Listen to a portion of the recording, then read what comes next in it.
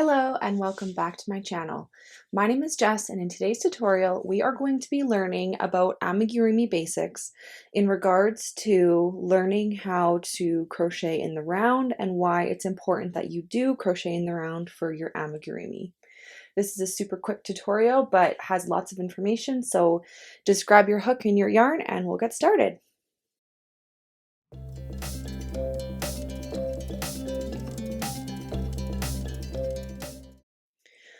So there are two types of crocheting in a circular way.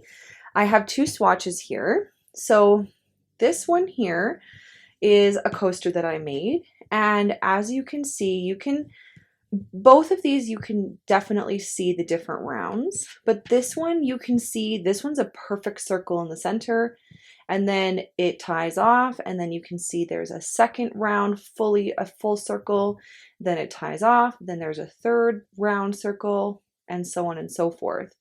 Now, for this particular project, I connected each round with a slip stitch.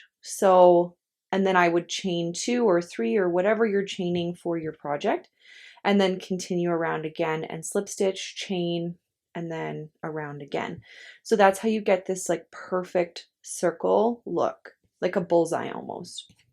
Now this is crocheting in a spiral. So here's the center here, this first round, and you can see right here where we move into the second round, but otherwise you cannot see where the round begins or where it ends. Where this one, you can see that right here is where I chained and began and started my rounds.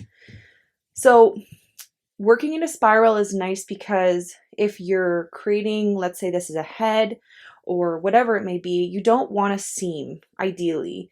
Now, if you're changing colors, you will get a seam, but if you have the same color, everything is symmetrical no matter where you go on your project. You cannot see a seam. So that's why using your spiral technique is the best technique to use for amigurumi. So I will show you just the basics on how to work in a spiral. Just going to grab my yarn here, and I have my 5.5mm crochet hook. All I'm going to do is start off with a magic ring, and I have a slower tutorial on this. I can link in the description box for you. So just grab my strands here. So there is my magic ring. Inside my magic ring, I'm going to place 8 single crochets, making sure I'm crocheting over both of these strands here. 2, 3, 4, 5, 6, 7, and 8. So then I'm just going to pull that, if it will go. There we go. So this is what we're looking like. So if I kind of pull this away, it kind of looks like a half circle at this point. Here's our very first stitch. Now, if we were making something like this, we would make a slip stitch, chain 1, and start a new round. But we're not. We're making amigurumi. So what we're going to do is we're going to place a stitch marker. Because, like I said, for these projects, you're not going to know where the round begins and ends as you crochet. So I'm going to grab a stitch marker. I like using a scrap strand of yarn. It works for me the best. And I just place that right in front of my last stitch of the previous round. So this is stitch 8, and I'm just placing it right in front. And then I'm ready to move on to the second round. Now for the second round, we have 8 stitches in the first. So for the second round, we want to double that or increase it by a multiple of 8. So we're going to increase this. In each stitch, we're going to place 2 single crochets. And that is going to give us a total of 16 stitches. 4, 6, 7, 8, 9, 10, 11, 12, 13, 14, 15, 16. So now all I do is I just take my stitch marker here and I'm going to bring it right up in front of that last stitch that I made. And there we have our 16 stitches.